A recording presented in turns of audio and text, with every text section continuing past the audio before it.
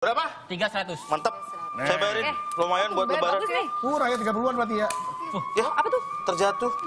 Berapa nih? nih. 100. Ya. Dapat 1 doang berarti. Katanya 3. Gimana sih? Kan 300 ya. Iya 300, 100, 100. Harusnya dapat 3 dong. Kalau 300 berarti 100 dapat 3. Jarjit. Itu 103.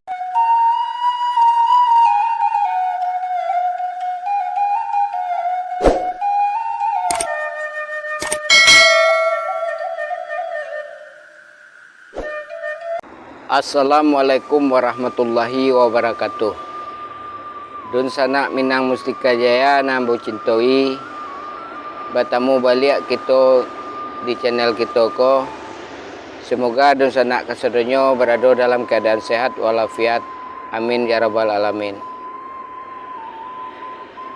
Dalam video kali ko kita akan coba memperbincangan soal usaha atau galeh atau dagangan, di mana ada yang mengatakan rendahnya daya beli saiki niko. Daya beli konsumen yang rendah membuat omset menurun. Namun di balik hal itu tentu kita harus mensiasati kondisi-kondisi itu. Dalam hal itu kita akan bicara tentang relevannya bisnis kita di saiki ini. Jadi misalnya kita di usaha rumah makan, karena kita orang awak kebanyakan rumah makan Padang, tentu apakah konsep badagang kita yang selama kualah menjadi pakem, nalah menjadi kebiasaan, ada ndak nang kira-kira perlu kita rubah atau kita peloan agar ada menambah nilai-nilai untuk meningkatkan omset tersebut. Semisal hal yang sederhana saja, dari sisi misalnya cat dari dinding rumah makan kita saja misalnya, mungkin perlu kita ganti warna atau mungkin perlu perbarui agar terlihat lebih menarik misalnya. Atau relevansi lainnya dalam pelayanan, dalam harago, dalam jenis-jenis makanan yang ada, atau mungkin juga indah di rumah makan di toko pakaian. Mungkin konsep dagang yang saya kini lah berubah, ada penambahan cara marketing dengan online, ada perdagangan online-nya. Tentu online itu beralur cara biar kita bisa lebih capek dikenal orang. Dalam hal itu kita butuh perlu orang muda yang saya kini zamannya berbeda dengan sistem kita zaman dahulu. Jadi indah ada salahnya kita mengajak generasi-generasi muda kita untuk membantu dalam usaha kita tersebut. Mungkin anak-anak kita, mungkin kemenakan kita lebih mengerti soal kekiniannya, itu perlu kita benahi, kita peloan. Artinya memadu madani cara lama orang tua dengan cara kini orang muda itu penting dalam bisnis saya kini, agar supaya usaha kita relevan untuk masuk ini. Jadi mungkin kita akan mempertahankan sesuatu dan harus dipertahankan gaya lama, namun ada yang harus kita rubah untuk gaya kekinian. Jadi harapan ambo, mari kita maksimalkan potensi sumber daya nado, mulai dari cara-cara lama sampai cara-cara kini. Artinya anak-anak kita ajak untuk membantu memikirkan apa pula kini yang bisa kita benahi. Itu yang disebut membuat usaha kita menjadi relevan pada masa yang berbeda dengan zaman dulu. Semisal gaya hidup orang zaman kini kita lihat untuk makan di tempat taliye Allah mulai berkurang. Penjualan online tinggi, Jadi kita pun harus bisa mengambil kesempatan-kesempatan seperti itu. Itulah di sana ambo yang kebanyakan berdagang berusaha harus membuat usaha kita tu relevan pada masanya. Kita lihat banyak usaha-usaha yang dahulunya eksis kini kalah dan bangkrut.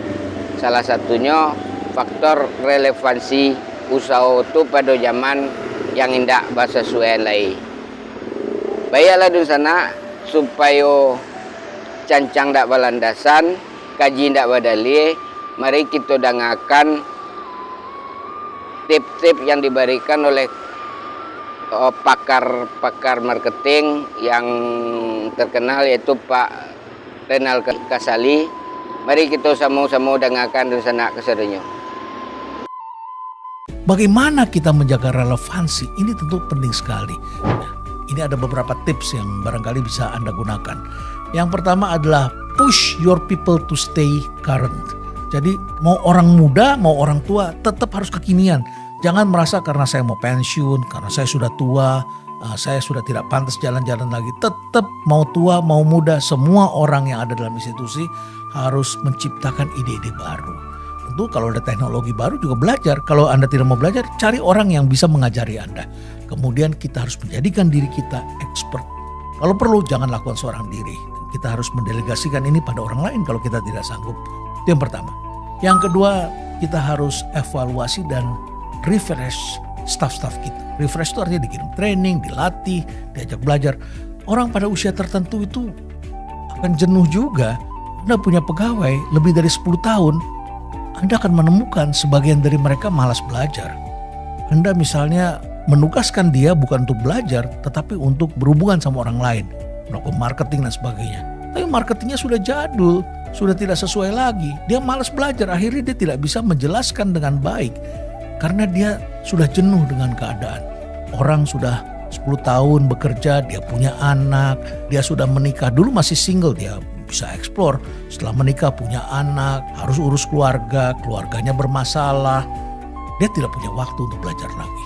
Kalau Anda punya SDM isinya tua semua, bagaimana Anda melakukan corporate refreshment? Tetap kita harus cari orang-orang muda yang tentu saja kita harus blending di sana ya.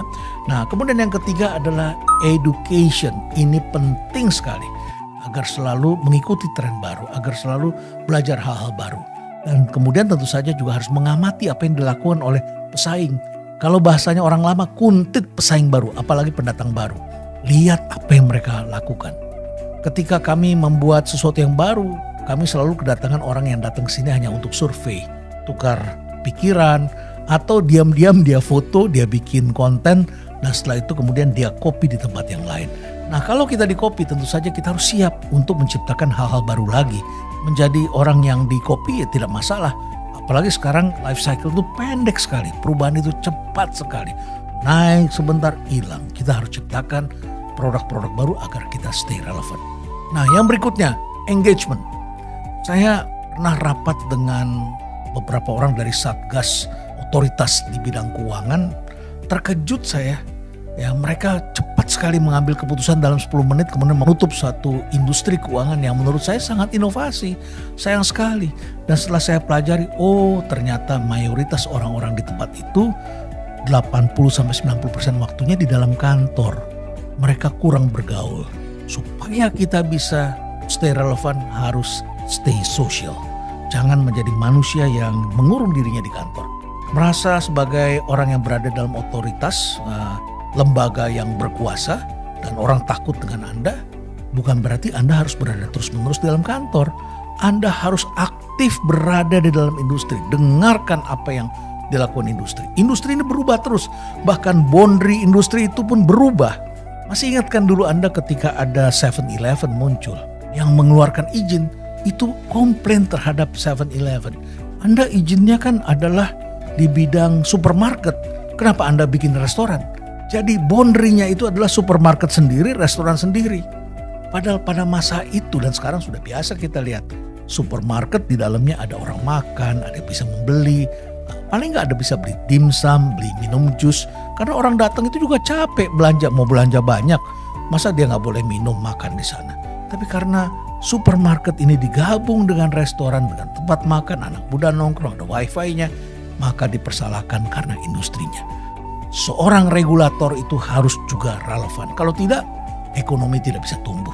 Ekonomi akan baik, Anda bisa mengatasi dengan baik dengan melihat apa yang terjadi dalam industri. Jangan menjadi katak dalam kurung.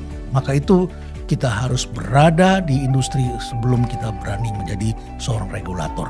Dan tentu saja juga harus baca berita, banyak jalan-jalan, datang ke event-event, datang ke trade show. Ini penting sekali karena kalau ada pagelaran teknologi, kita bisa bicara dengan orang-orang itu. Dan kita harus menempatkan diri kita itu dekat dengan para pengembang teknologi, dekat dengan manufacturer.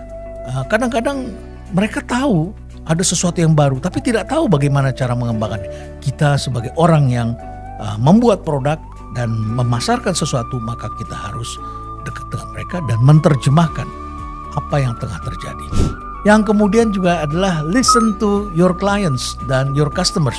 Dengarkan mereka, apa keluhan mereka dan apa yang mereka inginkan. Kita bisa melihat dari perspektif lain dan tahu kebutuhan. Dan kemudian kita juga harus cari cara agar kita bisa reinvent perusahaan kita, produk kita, warung kita. Walaupun ini cuma warung nasi, walaupun ini cuma warung di kaki lima, tentu saja kita tetap harus melakukan reinvention dan bongkar kembali. Ada kalanya memang catnya sudah tidak cocok, bentuk bahan bangunannya sudah tidak cocok, sudutnya sudah harus kita robah, lampunya harus kita robah, yang jaga harus kita ganti, bisnis modelnya kita robah. Ini memang rumit, tetapi pasti mengajarkan sesuatu. Dan tips yang terakhir, untuk membuat usaha kita selalu fresh, maka kita harus berani menggabungkan antara orang lama dengan orang baru. Mendatangi orang baru ini adalah suatu challenge. Orang-orang muda ini sekarang agak strawberry, ya. Jadi Anda bisa lihat tayangan saya tentang strawberry generation. Tetapi mereka ini adalah sumber inspirasi. Empower mereka, berikan kekuatan pada mereka, latih agar mereka bisa memberikan kontribusi yang baik.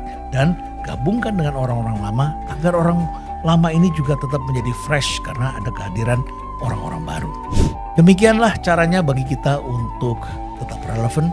Dan saya ingin menyampaikan apa yang dikatakan oleh Natalie Maslet. In order to stay relevant, you have to stay open to new trends and keep educating yourself. Supaya tetap kita relevan, maka kita harus membuat diri kita terbuka terhadap hal-hal yang baru, tren-tren baru, dan mau mengedukasi diri kita sendiri. Dan akhirnya saya harus tutup dengan apa yang dikatakan oleh Einstein. Banyak orang yang mengatakan dirinya adalah genius. Dia mengaku bahwa dia bukan orang yang memiliki special talent. Melainkan, I'm only passionately curious. Saya adalah orang yang selalu penasaran. Stay relevant. Demikianlah dosa anak kesaudara lah kita sama-sama dengarkan soal relevansi bisnis pada zaman kini. Semoga video ku ada manfaatnya buat dosa anak kesaudara. Mari kita bersemangat menjalankan usaha di waktu yang baik dalam ekonomi untuk bisa taruh eksis di usaha kita. Terima kasih atas segala perhatiannya. Mohon maaf atas segala kekurangannya. Wassalamualaikum warahmatullahi wabarakatuh.